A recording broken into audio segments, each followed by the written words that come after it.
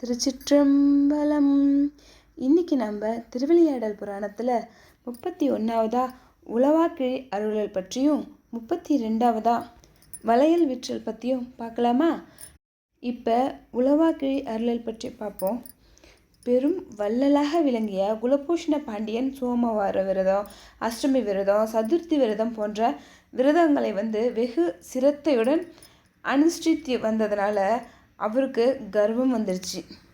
அந்த கர்வத்தினால குலபூஷண பாண்டியன் நாட்டில் இருக்கிற வேதியர்கள், அதாவது அந்தணர்களெல்லாம் மதிக்காமல் அலட்சியம் பண்ணிட்டு வந்துட்டுருக்கிறாரு. அதனால் பாண்டிய நாட்டில் மழையே இல்லாமல் போயிடுச்சு.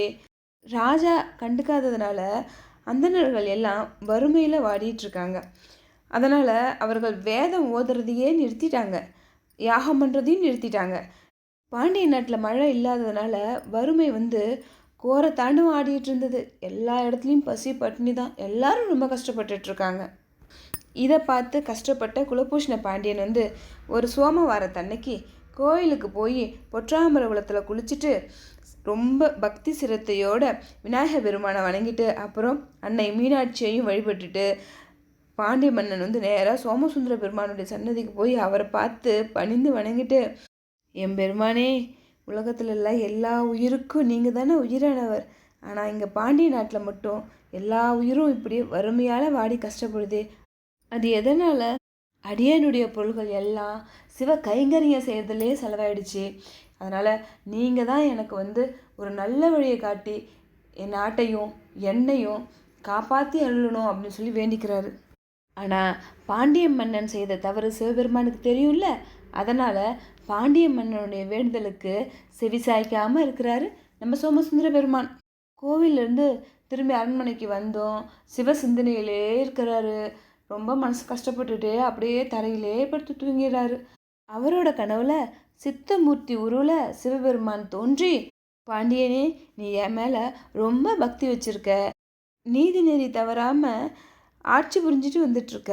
இருந்தாலும் ஒரு குறை உங்ககிட்ட இருக்குது. 4 மறைகளை ஓதும் அந்தணர்களை நீ மதிக்கிறதே இல்லை. நாட்டில் வேள்வி செய்கிறதும் குறைஞ்சி போச்சு. என்னுடைய இருக்கை, வாகனம், கண், வாக்கு, சக்தி, வடிவம் என அனைத்துமாய் இருப்பது வேதம் தானே. அப்படி இருக்கும்போது அத்தகைய சிறப்பு வாய்ந்த வேதத்தை ஓதுறவங்க அந்தணர்கள். அந்தணர்கள் யாகங்கள் பல செஞ்சால் தானே மழை வளம் பெருகும்.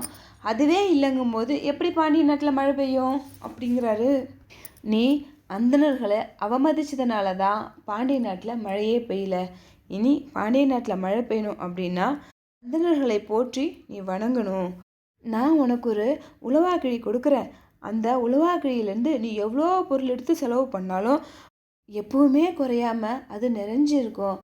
நீ இந்த உலவாக்கிழியிலேருந்து பொருள் எடுத்து பாண்டிய நாட்டுடைய வறுமையை ஒழித்திடு அப்படின்னு சொல்லிட்டு பாண்டிய மன்னனுடைய கரத்தில் உலவாக்கிழியும் கொடுத்துட்டு நெத்தியில் திருநீரும் இட்டுட்டு சிவபெருமான் மறைஞ்சிடுறாரு.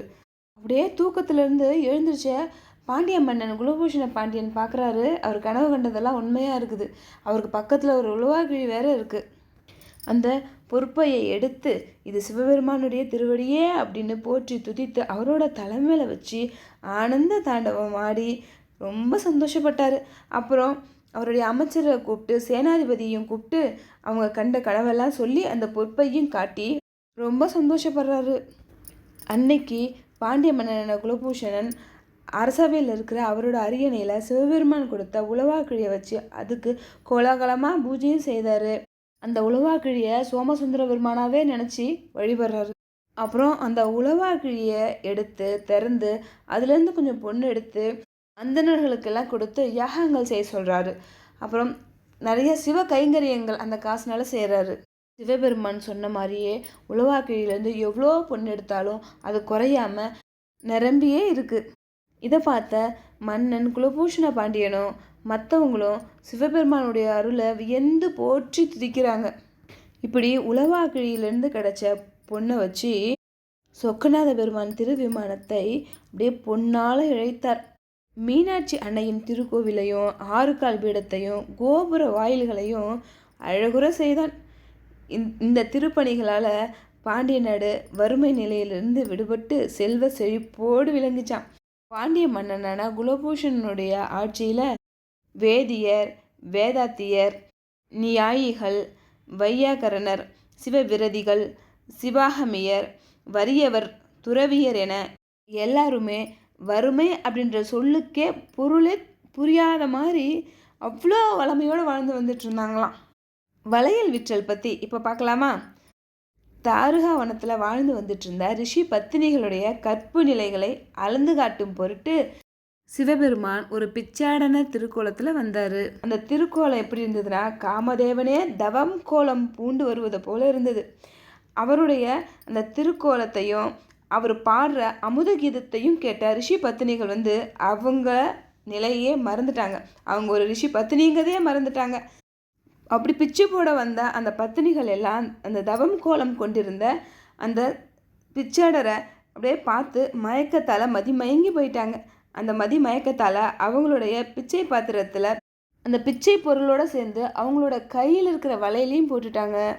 நாணம் இழந்த அந்த பத்தினியர் அதோடு மட்டும் இல்லாமல் அவங்களோட இடையில் அணிந்திருந்த மேகலையும் இழந்துட்டாங்க. அதனால் அவங்களோட ஆடைகள் அப்படியே நெகிழ்ந்தன. பிச்சாடன பெருமான தாருகாவனத்து ரிஷி பத்தினியர்கள் அப்படியே பக்கத்தில் அவரையே கண்ணிமைக்காமல் அப்படியே பார்த்துட்ருக்குறாங்க. அவ்வளோ அழகாக இருந்தாராம் அவர்.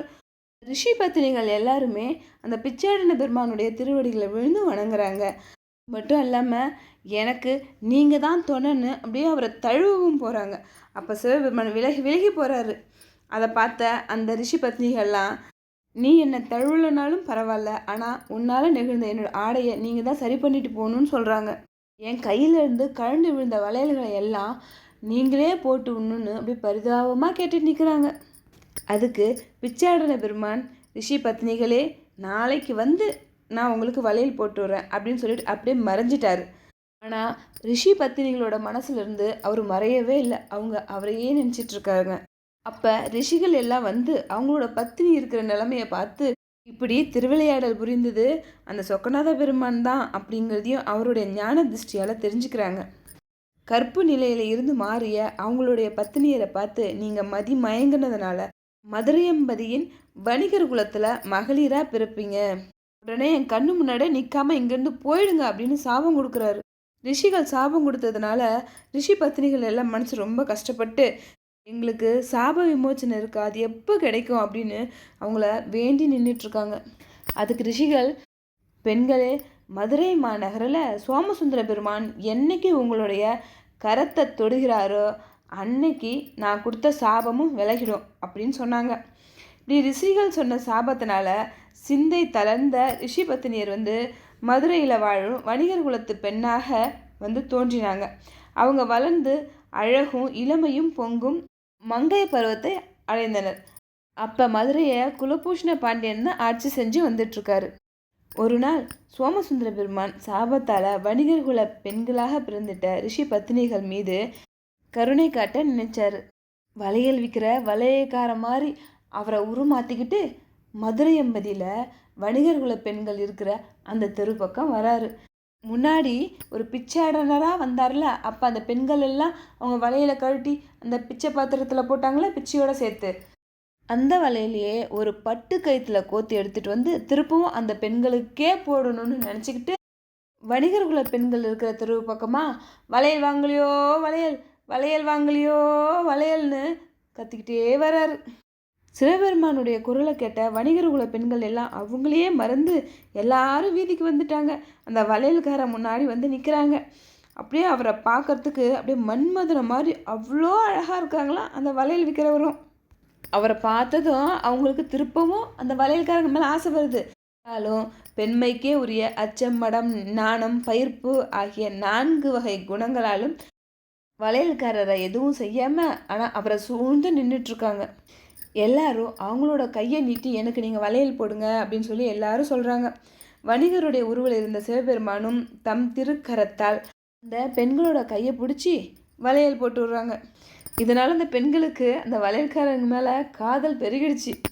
இதனால் அந்த வணிகர் குலத்து பெண்களும் மனம் ஃபுல்லாக அந்த வளையல்காரன் மேலே இருந்ததுனால ஏதாவது ஒரு காரணத்தை சொல்லி திரும்ப அந்த வளையல்காரங்க கிட்ட போய் எனக்கு வளையல் போடுங்கன்னு நின்றுட்டுருக்காங்க. அந்த பெண்கள்லாம் வளையல்காரரை பார்த்து சொல்கிறாங்களாம், வளையல்காரங்களே, இது மாதிரியான வளையலை நாங்கள் இதுக்கு முன்னாடி எங்கேயுமே பார்த்ததில்ல. இந்த வளையல்களை எல்லாம் நாங்கள் பார்க்கும்போது எங்களுக்கு ரொம்ப சந்தோஷமாக இருக்குது. நீங்கள் நாளைக்கும் வந்து எங்களுக்கு வளையல் போடணும் அப்படின்னு சொல்லிட்டு, கொஞ்ச நேரம் இருங்க, நீங்கள் போட்ட வளையலுக்கு நான் காசு எடுத்துகிட்டு வரேன் அப்படின்னு சொல்கிறாங்க. ஆனால் வளையல்காரனாக வந்த சிவபெருமான், காசுக்கு என்ன, நாளைக்கு நான் வளையல் போட வருவேன்ல, அப்போ வந்து வாங்கிக்கிறேன் அப்படின்னு சொல்லிட்டு மறைஞ்சிட்டாரு. சோமசுந்தர பெருமானே அவருடைய திருக்கரத்தால் அந்த பெண்களுடைய கையை தொட்டு வளையல் போட்டதுனால அந்த பெண்கள் எல்லாமே கருவுற்றனர். அந்த பெண்களுக்கு முருகப்பெருமான மாதிரி அழகான குழந்தை பிறந்தது. அந்த குழந்தைங்க எல்லாம் வீரமும் பெருமையும் களிம்புமாக வளர்ந்துட்டு வராங்க. சிவபெருமானுடைய திருவருளால் வணிகர் குலத்து மங்கையர்கள் மதுரையில் மேலும் சில நாட்கள் வாழ்ந்து அப்புறம் சிவலோகத்துக்கு போய் சேர்ந்துட்டாங்க. திருச்சிற்றம்பலம். வீடியோ உங்களுக்கு பிடிச்சிருந்தா முதல்ல லைக் பண்ணுங்கள், அப்புறம் ஷேர் பண்ணுங்கள். இந்த சேனலை மறக்காமல் சப்ஸ்கிரைப் பண்ணுங்கள். இந்த வீடியோ பார்த்ததுக்கு ரொம்ப நன்றி.